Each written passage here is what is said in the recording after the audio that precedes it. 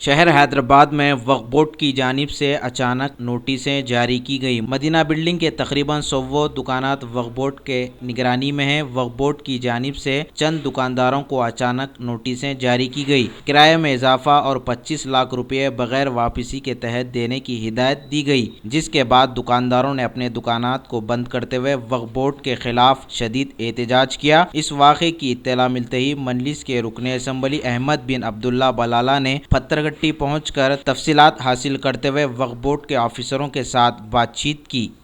House committee पूरे वक्त प्रॉपर्टियों पे बैठी थी, सिर्फ यहाँ की एक प्रॉपर्टी के ऊपर नहीं बैठी थी। हाउस कमेटी के अंदर कुछ डिसीजन हुआ कि जो कमर्शियल प्रॉपर्टीज है जिसके अंदर जो किराया बढ़ा सकते उसके अंदर बढ़ाएंगे बोलकर। उसका मतलब ये नहीं कि पहले हालात पूरे ख़राब है, ख़ास तौर के ऊपर ये नोटों की जो तब्दीली के जो हालात चल रही, पूरे बाजारा पूरे कुप्पा है, कोई कारोबार नहीं है।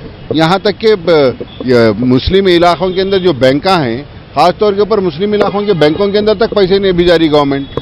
हर तरीके से मुसलमानों की सताने की कोशिश की जा रही, तो ये टू मच है। और ये वक्त आके ऐसा कर देंगे वैसा कर देंगे बोले तो जो भी है, जो तरीक़ेकार से है, आपका कोर्ट में केस होने के बावजूद भी अलाउद्दीन वक्त से हम बीच में इन्वॉल्व होकर बोले कि भाई नहीं, वक्फ बोर्ड की प्रॉपर्टी है, वक्फ बोर्ड को दिलाएंगे। उसका मतलब ये नहीं कि आप आके ताले डाल देंगे करेंगे। इस किस्म की रवैये को बिल्कुल बर्दाश्त नहीं करेंगी मजलिस। बाहर नोटिस दिए थे लोगों को, 3 दिन हो गया किराया वसूल करने आए थे, तो एमएलए साहब आए, वो दारुसलाम से बात करते बोले सीओ साहब को बोल दिया हम निकल जा रहे हैं उतना। अरे इतने से आए, क्या बोले 10 आदमी को दिए थे। किराया बाकी है, इजाफा किराए से नॉन रिफंडेबल डिपॉजिट के साथ दो बोले थे। 3 दिन पहले वक्फ बोर्ड वाले नोटिस भेजा है हमको कि 25 लाख रुपए नॉन रिफंडेबल डिपॉजिट, जो इस साबिक़ा में 3 बार भेजा चुके हैं 5 साल से। और हमारा जो मदीना मार्केट और अपने मार्केट का वक्फ का जो केस है, वो वलाउद्दीन वक्फ के किराएदार हैं हम, और वक्फ बोर्ड बोलती कि हम हैंड ओवर ले लिए। तो दोनों का केस अभी कोर्ट में डिस्प्यूट है और ज़बरदस्ती हमारे को वक्फ बोर्ड वाले हरासमेंट कर रहे हैं। ये हरासमेंट करने की वजह से हम एमपी साहब के पास गए। एमपी साहब बोले इनका केस डिस्प्यूट है, आप किराया लेके जमा कर लो, इनका किराया बढ़ता नहीं और ना इनका कोई आप इसके ऊपर कोई हरासमेंट कर सकते। तो 1 महीना एमपी साहब के बोलने पे हम किराया दे दिए। देने के बाद में हर महीने में 2 महीने किराया नहीं लिए लोग। अब आके बोले हमारे को 25 लाख रुपए दो, 20 लाख रुपए दो, तो ताला डाल देते।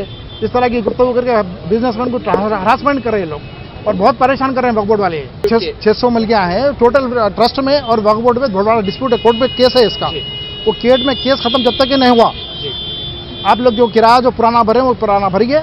अब उसके बाद में जो भी आपका फैसला होगा, मैं बैठ के आप लोगों से मामला करा दूंगा। एमपी साहब का कहना था और एमपी साहब बात कर चुके हैं। उसके बावजूद भी एमपी साहब कहने के बावजूद भी हमारे को हर महीने हरासमेंट करें, 2-3 महीने में आके नहीं नोटिस भी जाते, मकान खाली दुकान खाली करा देते, आपको कुफल डाल देते। यानी कि हर 6 महीने में एक बार बराबर ये लोग आते हैं, हमको हरासमेंट करते। हमारा मतलब जो किराया हमारा एमपी साहब बोले ले लो। एमपी साहब बोले कि आपका पुराना जो किराया वो जमा कर लो, बाद में जो भी आपका हमारा फैसला होगा बैठ कर मैं करवा दूंगा। ये एमपी साहब का कहना था। और पाशा खदरी आए थे बीच में, पाशा खदरी बात करे तो वहाँ के सीओ हर 6 महीने में एक बार चेंज होते रहते। इकबाल साहब दौर में थे, इकबाल साहब भी बहुत बड़े बातें करे चले गए। अब यहाँ पे वक्फ बोर्ड में और कितने लोग आएंगे और जाएंगे और ऐसा हरासमेंट चलता रहेगा हमारे ऊपर कि हरासमेंट ना हो हमारे ऊपर। हम बिजनेसमैन है, कोई टेररिस्ट नहीं है, कोई हम लोग जो है ना डाकू नहीं है। हर घड़ी आते कुफल साथ में लेकर आते, कुफल डाल देते, दादागिरी कर रहे हैं वक्फ बोर्ड वाले हमारे साथ में। कोई मोहब्बत की बात खुलूस कर रहे ही नहीं लोग। यानी कि पैसे हम देने को गए तो नहीं ले रहे हमारे वक्फ बोर्ड में। किन्ने बोले आपका जो हम किराया बाद में लेंगे, किराया बढ़ के देना, आप इतना किराया खा रहे हैं, आप हमारे को कितना दे रहे हैं, इस तरह की गुफ्तगू कर रहे हैं। और हमको बात करें कि इतना बड़ा हरासमेंट कर रात पर सो नहीं सक रहे हम लोग। और ये परेशानी हमारी ये है कि 1000 के 500 के नोट बने हुए, बिजनेस पूरा खत्म होगा। 1 पैसे का बिजनेस नहीं है, उसके बावजूद भी फिर ये कुफल डालने के ऐसे आए, तो हम कहाँ जाएंगे? हमारा रास्ता क्या है हमारा बताइए। एक मुस्लिम महकमा हो कि एक मुसलमान को इतना तबाह कर रहा है, हम ये समझ के बाहर है हमारे।